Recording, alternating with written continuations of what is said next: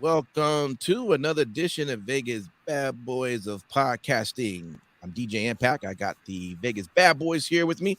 Welcome to Three Count.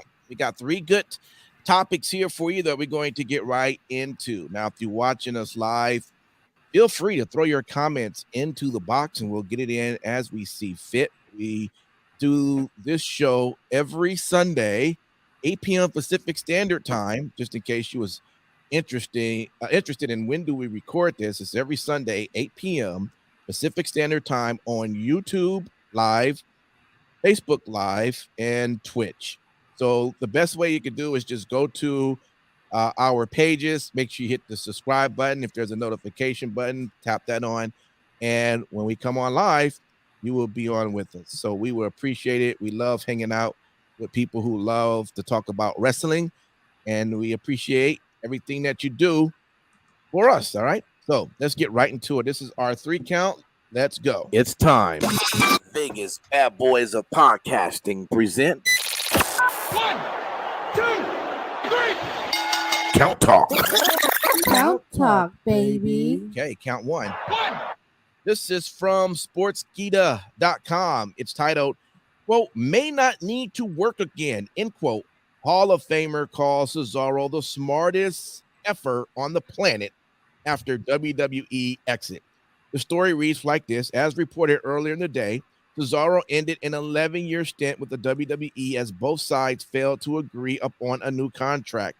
Eric Bischoff reacted to the shocking news and felt Cesaro had made a brilliant decision to leave WWE as he has already made a lot of money during his lengthy tenure. This is what he said on his show of 83 weeks. I'm looking like a guy like Cesaro and going, he is the smartest effer on the planet because he has been making big money, like by anybody's standards. He's not been making Roman Reigns money. He's not been making Brock Lesnar money, but that's a whole different universe of the amount of money. That cat's been making big bucks consistently for a long time. And sometimes as a business person, as a talent, the business side of being a talent, that's a good niche to carve out for yourself. I bet Cesaro may not need to work again. He has probably made enough money with the roles he's been consistently a great performer in. And whatever level WWE has asked for, and he's been making huge money for a long time. So I hope if he decides to perform somewhere, he gets a great opportunity and shows us what he can do. Or if he has just saved his cash and wants to go skiing in the Swiss Alps, chasing the snow bunnies, good for you. All right, Simon Street, man, this was your article, man. What is your take? Well, first of all, my take is Cesaro definitely is one of the smartest guys to do that because if I'm not mistaken, I think he is the one person that actually was trying to negotiate that back and forth. And because Cesaro, as we know, means consistency, it was somebody at WWE at the time probably wanted to negotiate his contract because he was something that, consistently he offered something for the WWE for those many years. You could put him on any show. He was great. He looked great. He worked great. And, so it didn't happen. And he was able to walk away. And to my recollection, he does not have the non-compete clause. So if he wanted to go to AEW, where most people think he's going to go, that could be great. But it also opens up the gambit for a lot of things. What does Cesaro want to do? Because Cesaro did make it public that he wanted to do more in the WWE. WWE did give him an opportunity to kind of get in there, and it didn't quite work out and match up for whatever reason it was. For me personally, if I was going to be the magical booker of Oz, I would love to see him go to Impact Wrestling and face Moose. I think that would be great. But if we're talking about monies at the end of the day, Impact may not be able to give him bang for the buck for consistent Cesaro. So it looks like a lot of where he may end up going, if he decides to go, is AEW. But my question with AEW is, and I'll leave it there, is if Cesaro did go to AEW, would they appreciate him enough to give him that straight slide in? Or would he be doing much of the same? Like a lot of people who have left WWE to go AEW. And we know, since he's talked about, sometimes that seems to be the consistent issue at AEW, is they're still doing the same thing they're doing. So I think, what is Cesaro going to do at this point? It's all up to him. Let me ask you, I'll let either one of you, Matt Michaels or Sin City, So apparently, I mean, it's clearly not about the money, but maybe it's more about how far he could be elevated into being, up to a champion level in some sort of maybe organization. Maybe that was most important to him, maybe even more than the money.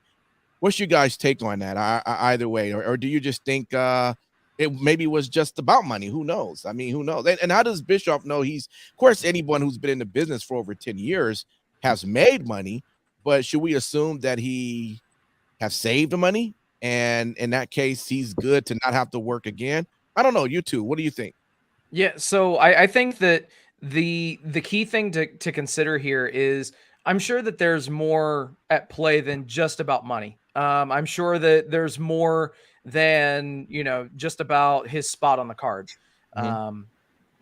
For Cesaro to have been with the company for as long as he has, and to have only gotten one singles championship run during his time is absolute. It's a travesty. Yes, he had several tag team championship reigns. However, as we all know, WWE, they don't give a flying fuck about their tag teams at the end of the day. Singles titles are where it's at. Mm-hmm. So that's the true barometer. He only had one during his entire time. So, I'm sure that he made great money. I'm sure that he was very, I don't want to say frugal, but he was very, he watched what he spent. And the thing that would be great, Simon, to answer your question, even if they don't slot him in to challenge for the, one of the top tier championships right away, which that might very well just happen.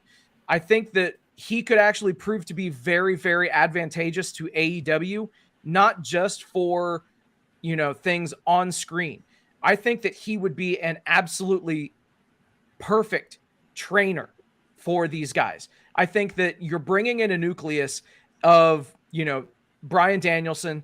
You've got your hierarchy, and it's a veritable who's who of technical wrestling. Now you add Cesaro to that, if indeed he does go to AEW. And I think that it really will help them to foster an environment to build for the future and get some of these guys trained right so that they can do better things in ring. Okay, got you there. Let me go over to you, Matt Michaels. What's your take on all this? Well, since first, we we'll never know how much money he has because obviously his money's in a Swiss bank account.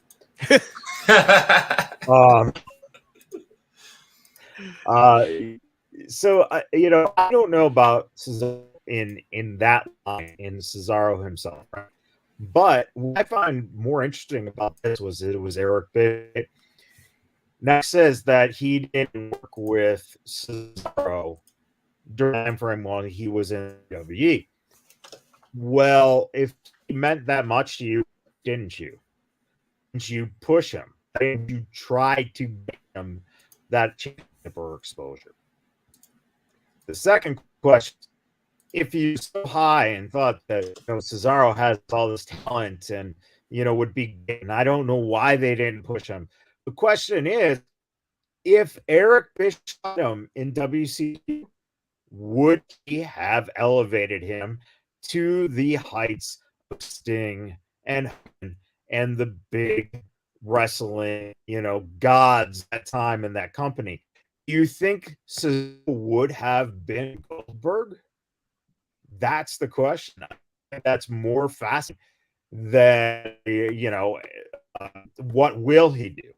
Because it doesn't matter at this point what will he do, because he can do anything. I think Eric has a point. He can go off and be if he wants to be. But I think the true idea here is, if he was that valuable in Eric Bischoff's eyes, how real is that? And what would he have been able to do with a guy like Cesaro? And why didn't we see in WWE Goldberg versus Cesaro?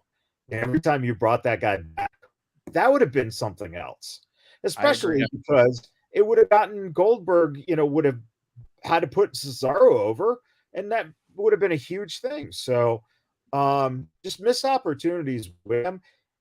And the final thought I have is that Eric basically said he's a nice guy, which by all accounts he is. Is that why he never got the right push? Is because he was too nice of a guy to basically, do what you need to do sometimes in this business, and that is be a bastard and backstab people to get ahead. No, it was just because Vince hated his accent. Very true. Yeah. Very true. Wow. Vince It's actually been documented. Yeah. Yeah. Vince doesn't like people from France. Right? That's or so he probably stated at the moment.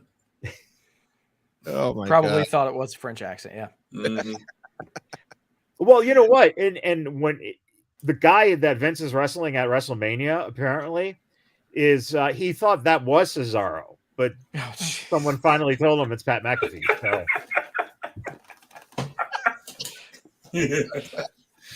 McAfee, that sounds French. Is it French? I think it is.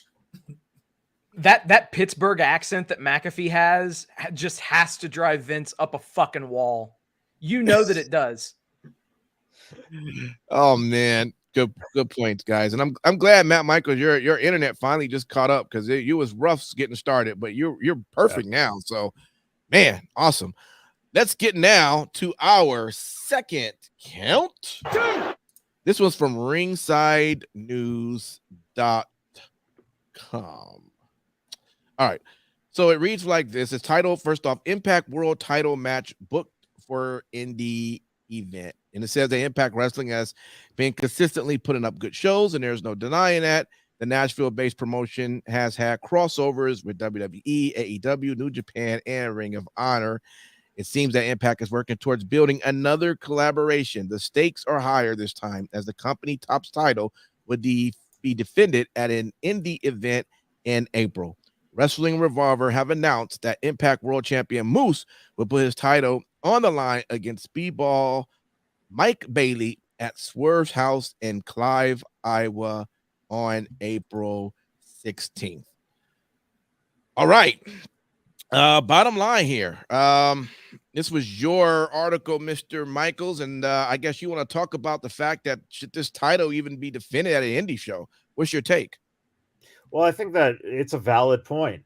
A lot of times when we look at it, you have two camps. One camp is like the world title is a prop. Okay. The other camp, the title means something. So what does it mean when you're agreeing to have your world champion defend the title on an independent show? It's something that is rarely done with a major company. Right. So that starts to bring up the questions of, how is it that Moose is going to be able to go into this atmosphere and basically be a heel, because he has to be a heel, you would assume, going in defending that title, because of the fact that it really doesn't make sense to bring in a face with a championship for one of your guys to, just kind of shit on, right? So the interesting thing becomes, does Moose go in and start ripping on the town, let's say? That's a very time-honored, easy way to get heat. But if you start ripping on this hick city and you can't believe I have to be here and wrestle and defend the title here in this crap place, and and everyone down here, all these wrestlers, they're not even my talent, and blah blah blah. If they're not on your level, what does that say about you having been put on the show to defend the title against guys who are not, your level? So it's a very fascinating question, because it doesn't happen a lot. It happened back in the NWA days, right? That's how you would get people. So it's just going to be an interesting thing to see if it happens. I personally, I don't know, DJ. I mean, Impact Wrestling, they're trying to do things, but at the same time, is this the forbidden door you want to open? If the forbidden door is like on an outhouse? That's a good question, and I definitely wouldn't hope. I know there wouldn't be a title change, but if there was, that would not be a good look for Impact at all. That would just be crazy. Yeah, I gotta agree, man. I'm trying to. Okay, wait. And Chris, okay, it is a different thing than 98 because the NWA titles were not actual titles being defended. Those were the FTWs of 1998. True. Those titles were not actually NWA titles. Those were titles that Cornette had, and that's why he used them on the show. They were decommissioned, yeah. Got you. All right, why don't we go right over to you, Sin City, man? What's your take, man? What is Impact doing? I support these guys. I love everything they're doing, but when I saw this article, it did have me scratching my head just a little bit. Well, first things first, I would definitely say that this is not a case of the forbidden door being opened. If anything, this is more like a fucking glory hole than anything. Anyway. Wow. How many participants in that glory hole? Oh, Jesus. So now keep in mind, Pro Wrestling Revolver is actually Sami Callihan's company. So there is definitely the connection there, which would allow the title to be on this show. Okay. And just looking at the title of the show, it's Swerve's house. So I'm guessing that it's going to be, spotlighted by, Shane Strickland doing a show on the indies or something to that effect. Mm-hmm. So it's not going to main event the show. I think that this is completely fine. I don't see any problem whatsoever with titles being defended on other shows. I think that it would be extremely hypocritical for me to say that, especially given how I advocated for this kind of a thing for the last year that AEW was, running rampant on Impact TV. Mm-hmm. So I think that this will do, this will do no wrong for the Impact brand.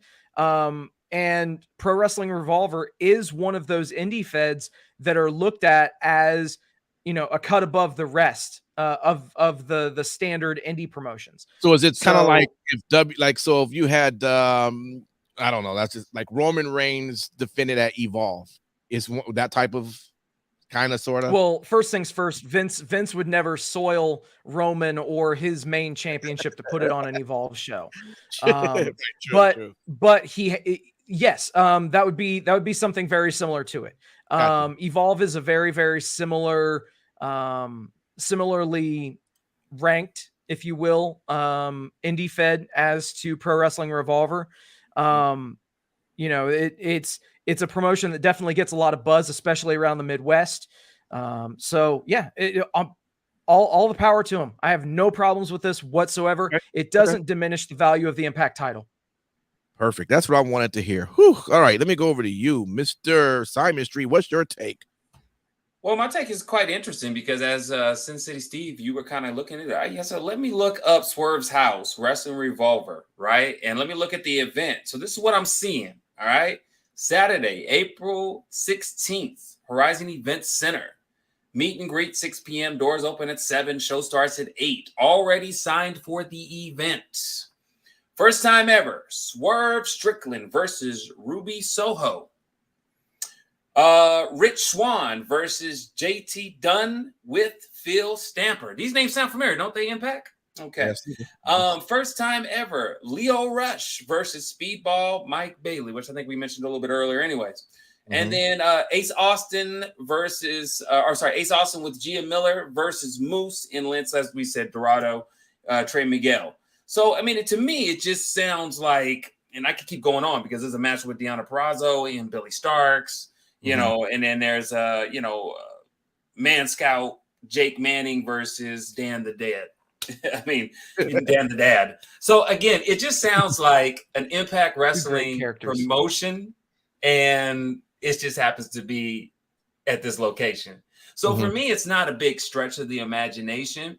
Okay. I think the biggest thing is they highlight it because, Moose was in it, but I don't see any correlation to where this would be a problem. Long time ago, didn't Impact kind of travel around anyways and do one-off shows in some of the I don't know, the country corners of rural Midwest America. So it's not unnormal for it. So I mean, I think it's cool. Actually, if I could get a plane ticket and didn't have to take time off of work or anything like that, or you know, be inconvenienced, I would actually go. It seems like a decent show. Yeah. So I don't know. Maybe I Okay. didn't really read the article too well. I don't see it's a big deal. I wouldn't make this a habit if I was Impact. I'd be real with you. I wouldn't make it a habit. I think what it comes down to, if it was probably something that just kind of happened and wasn't, I guess, promoted, it wouldn't be a big deal. I think the problem is when you have it attached, you have that title attached to as this being a big event, and it's being the title that it is, that is probably where it starts to get a little bit questionable. But if Moose was just going to be there as the Impact champion, but let's say it wasn't going to put it on the line until during the show, so in that way it wasn't technically headline or promoted that it was going to be the title, then, you know, in that case it maybe sound a little bit. But that's the thing, though. They're saying the match with, and unless I'm reading correctly, or I'm not missing a point, it's Ace Austin versus Moose versus Lince Dorado versus Trey Miguel, and it's for the Revolver Remix title match, right? Am I right? Am I not seeing the same thing? Or they've probably shuffled that around. Card subject to change. Okay, yeah, that's what I'm wondering, because when we read the article, it seems like Moose was going to put his Impact title on the line, but when I'm reading for this, so the actual promotion, that's not the case. Yeah. Did I miss something? Well, yeah, it is what it is. It's from Ringside News, so you know, take it with a grain of salt. There you go. Apparently. Let's go to our next one. All right, and yes, you know what? Before let me go ahead and get Sean's comment on there, and then I can start reading on this one, just in case anybody want to respond to any of that. You know, the funny thing about running the board is everyone seems to throw a comment in right when I'm beginning to transition. So, that's because we told him ahead of time to do that. And actually, Matt Michaels looks down because he's texting Sean and everybody else to send those in to throw a monkey wrench. Yeah, it must, because it happens all the time. You know, if it happens during the actual talk, I can be like, boom, I can throw it in there. But anyway, good stuff there, Sean. Appreciate it. Let's go right into 3 though. And that is from Figure 4 Online, titled Tony Khan says his big announcement will be revealed on the next AEW Dynamite. All right, so let me get in here and change the 3. There we go. All right, so this is how it reads. The AEW president said the news will impact the entire wrestling industry, and it isn't about a particular piece of talent.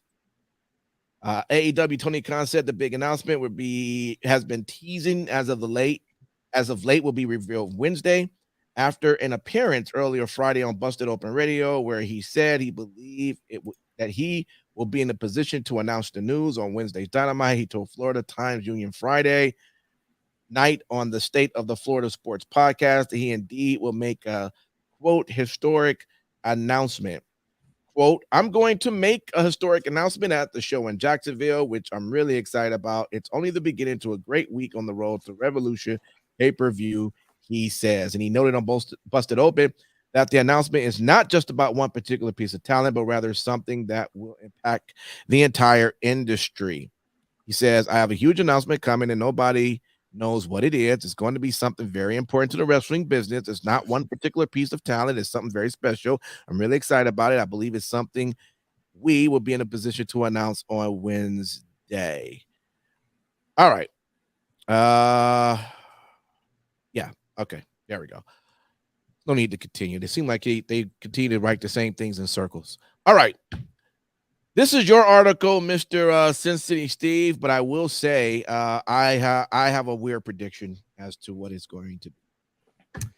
So, yeah, first things first, I think that I have to vocalize Sean's comment in the Facebook chat. He said, Tony's big announcement is that Veer stopped at AEW before he walked to Raw Veer is all elite. I'm going to go out on a limb and say that that's not the case, but that's pretty fucking awesome. So good shit, Sean. you sir win the internet. Hey, but no, he said there was not particular. There's no particular talent. So Sean, you're wrong on that.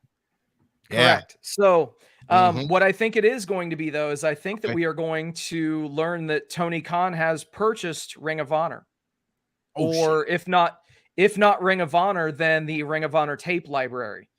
So it makes a lot of sense given the fact that a lot of their roster has their origins in Ring of Honor. Bryan Danielson, if they were to get Cesaro,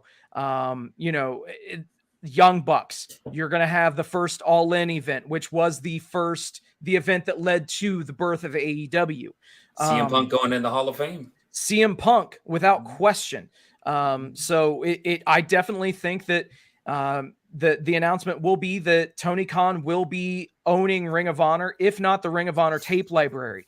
One very, very important thing to keep in mind is that Ring of Honor has said that they were going to be coming back for at least one more show during WrestleMania weekend. As of right now, we haven't heard a fucking peep as far as what actual in-ring matches were going to be occurring on that show.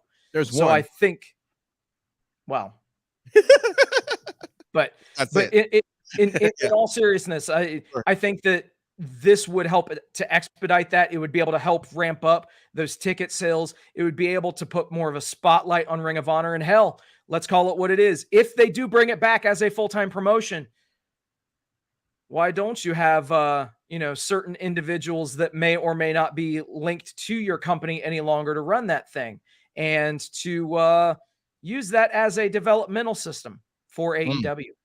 Wow. You know what? Just off the wall, because we get to play. Ooh, guess what? Tony Khan's going to announce on Wednesday. I got a fun one. He's going to have his own style WrestleMania, and it's going to be right at Jacksonville in that football stadium. And it's going to be a huge mega event to bring all the wrestling fans together. I think I'm throwing in my chips on that one. It's going to snow Coke too in the sky. Okay, Mr. Simon Street, you go next, brother. What's your take on what we're going to be hearing this week? You know what? It's not uncommon. Me and City Steve do at many points think alike. And that was one of the things I thought about, almost to the point to where what stuck out to me was, as I kind of mentioned it, but I don't know if you caught on to it. It was announced that CM Punk will be inducted into the Ring of Honor Hall of Fame class 2022. And I thought about many a months ago, just in general, Impact has their own Hall of Fame. Okay. WWE, as we know, has their own Hall of Fame. How cool will it be if AEW had its own Hall of Fame? But then something stopped me immediately. I was like, that's still new. But connecting the dots, if they had something like ROH and they did something to where they were a sponsor of a Hall of Fame, just in general, okay, of recognizing literally anybody who WWE could not get in their Hall of Fame or some of the other people, that would be a really freaking cool thing. And it might be a long shot, and that would be really cool. So maybe it's not a WrestleMania with Coke falling from the sky, although that would get a lot of people to fill up Jacksonville more than the NFL games do, for sure. Hard times in Jacksonville, but that cocaine can make it real, real. Anyways, him having the catalog for ROH would sound really good, but what if it's really something to that degree, something that really, does something that WWE yet again drops the ball on sometimes. There's a lot of people that do not even get into the Hall of Fame that WWE, and that could be because family members just don't want nothing to do with WWE or money, whatever the case may be. I think that would be cool. So that's my whole take on it, a little bit outside of the box, but hey, Simon Street's known for doing some shit like that. All right. Well, let's go over to you, Mr. Michaels, and hopefully everything comes out, man. I see you a little blurry, but I'm gonna wish us luck. All right, go ahead. Yeah, Tony Khan making a big announcement. Huge announcement. He has a huge announcement coming, and nobody knows what it is. I venture to say that Tony Khan doesn't know what the fuck it is. Oh wow. Oh, come on. He's got to make up something then. If if he's Oh, he will. He'll Oh. make up something. He bought himself some time. Oh my gosh. Free ice cream bars for everybody. I don't know. CM Punk comes out, gets his wish. I'm just saying. It's just, when you put together Tony's his trains of thought are really strange because he says huge announcement coming, nobody knows what it is. It's going to be something very important in the wrestling business. It's not just one particular piece of talent, it's something very special. I'm really excited about it, and I believe it is something we will be in a position to announce on Wednesday. Okay. So basically, then he says again on something that, a little later on Shivani's thing before Dynamite. I promise you something big is coming. It's not like the first dance where I put a date, time, and place on it. A date, time, and place on it. Please I no could Chris put Gale. a date, time, and place on the last dance, but I can't do it for this because I don't have a fucking idea what this is. And it's the road to WrestleMania right now, which has been something that's been said for fucking 20 years. This asshole likes to say that it's going to be a historic announcement that I'm really excited about, and it's only the beginning to a great week on the Road to Revolution pay-per-view. What the fuck? This dude has got, listen, honestly, the only way I'll be impressed is if he announces that a whole new wrestling company has been formed in his father's mustache. That is it by far.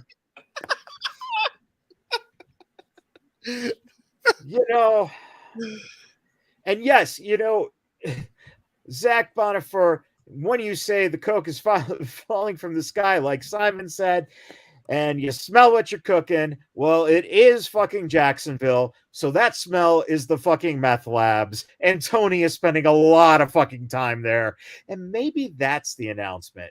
Maybe he's brought Pro Wrestling Tees in Chicago and turned the warehouse into a meth-making facility for AEW and its talent to ship out the unveiling crates every month, and you'll get a t-shirt, an autographed picture, and a vial of fucking crack coming from Tony Khan's meth lab.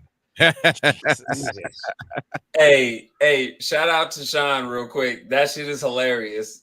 Tony Khan's gonna sign Stardust.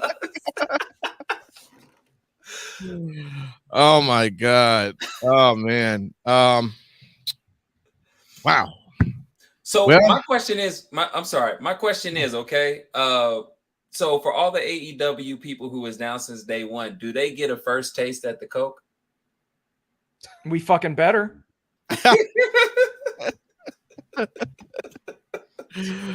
Oh man. Tony Khan is Herb Abrams in disguise.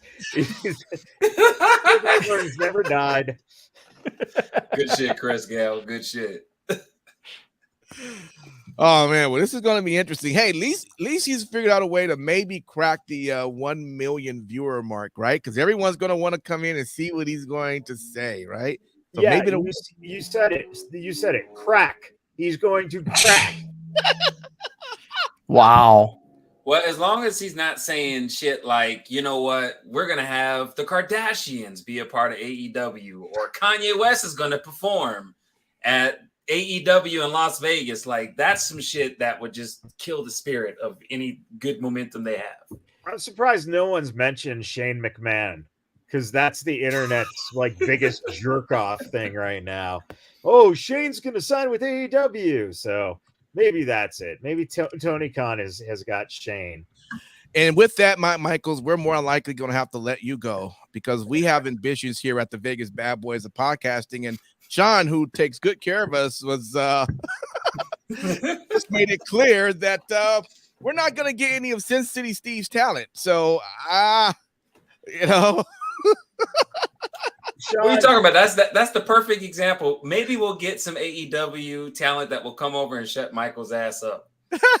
That's the challenge. Let's put the challenge gauntlet down. Sean, if they had any balls, they'd get Tony Khan on the fucking show. Oh, there you go. Can we get some of that high quality cocaine? Because I'm down. If I ain't got to pay for coke, I'm good. Why don't we do this? How about this? To folks that's listening, why don't we'll create a post for Tony Khan, we'll add him and say, hey, you should be on the Vegas Bad Boy show. But everyone that's listening, we need you to also add him and agree that you want him to be on the show. Okay, we're going to petition him to come on our show and to talk. So I need everyone listening, when you get a chance, we put that post up at Tony, tell him to meet us here at Vegas Bad Boys. We're going to do it. We're going to set it up. Need your help. Let's see if he's got what it takes to come on. And if he does, we'll see if Matt Michaels going to be the same way he is, or is he going to be the face Matt Michaels, you know, not the heel Matt Michaels. Tuck the tail between your legs. That's right. Oh, no, there's only one of us who's going to be tucking something. Who's one of us? It ain't my ass. I don't touch shit. No. I touch shit in somebody, not No. I'm referring to myself or that other guy who'd be coming on the show, and it ain't me talking. Oh, okay. I'm about to say, brother, because I don't get down like that. Oh my God.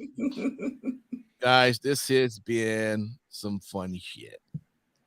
So facts. Yeah.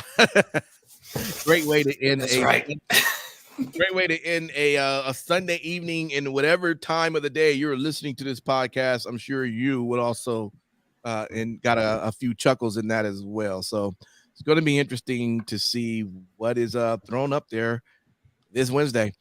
But with that, we're going to start ending the show and give our final thoughts of the week. And that'll be it.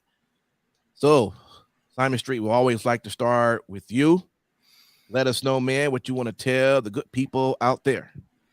Well, everybody, thank you so much, first and foremost, for sticking by us week after week for our different shows that we have throughout the week, whether it's the Falco Files, whether it was this month's the State of Black History in pro wrestling that me and DJ Impact were doing.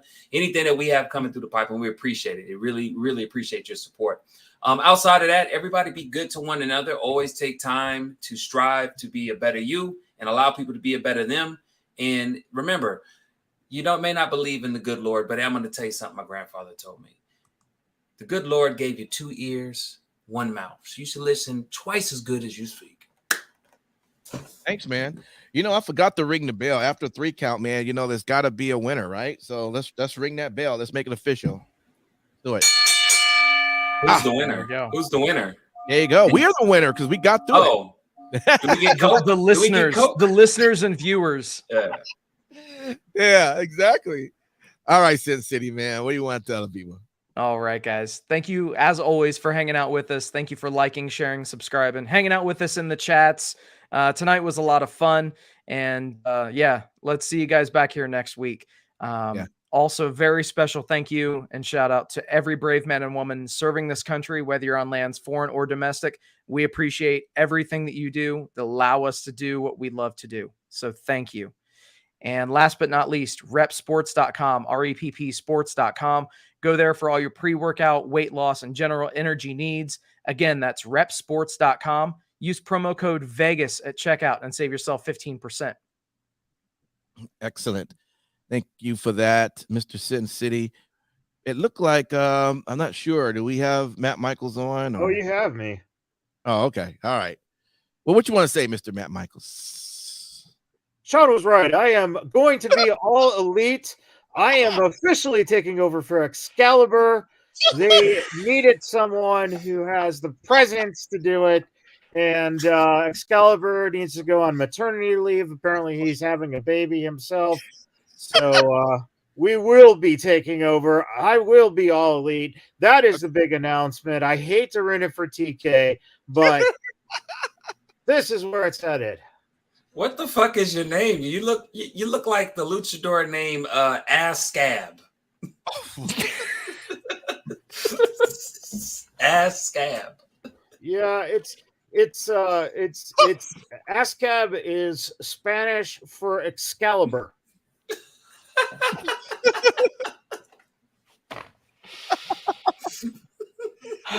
Oh man, you know, hey, listen, real shit, man. This is why I enjoy coming on here and just getting a good laugh, because as we know, there's just right now a lot of, you know, sad things happening in the world right now, and it's unfortunate that it's happening, but it is happening.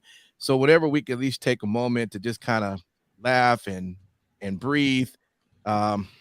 You know, we need that. We all need to take that in, because it's not, you know, it starts to get really depressing. So funny shit, man. Sometimes you guys have to jump onto the video so you can see the shit that is happening. Mr. Matt Michaels got on an Excalibur or somebody's mask. I don't know. No, it's Ass Scab. Look at it. It looks white pussy. It's like red outline with like a dark, I don't know if that's brown or blue. It's like old teared skin trying to heal, but no one had Neosporin or antiseptic. It is, and then there's like pieces of hair because he has a mustache in there and a lump. It looks like it's looking at you. It's sad. It's ointment. Oh boy. Oh well. Well, I hate to end the show, but oh, hold on. I got some comments here. I guess, you know, you gotta let the people speak when they're speaking on the comments. And one of our listeners says here, Michael Eisner super creepy yet very sensual right now. Ooh, damn, Sean. Yeah. Do we need to play like some Barry White in the background and shit like that? Like, oh yeah. Well, we can always just get DJ Impact to start singing. Yeah, there we go. Oh, we can get some music. Let's see. Hey, go ahead and play that thing when you listen to Drake in the bathtub with the white slippers. There you go. Okay. Oh, there you go. Dude, that sounds like Rugrats. Oh my God. All right. We gotta get out of here. Yeah. It's gonna keep getting worse the longer we stay. This is like a train wreck you can't turn away from. Look what his tongue is doing. Okay, we're out of here. Guys, I didn't know his tongue was that long. Oh, he's taking his shirt off. Lord Jesus. Oh my God. Bro. Peace.